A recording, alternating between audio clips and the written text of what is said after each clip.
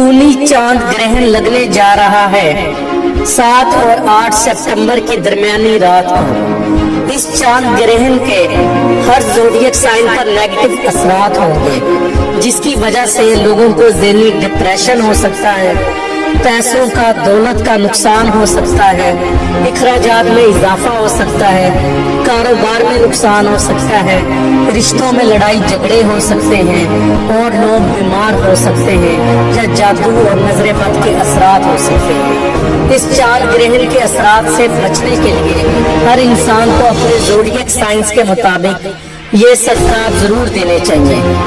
Aries, cancer, Libra और Capricorn वालों को उस रात 2 किलो चावल का सदका देना चाहिए।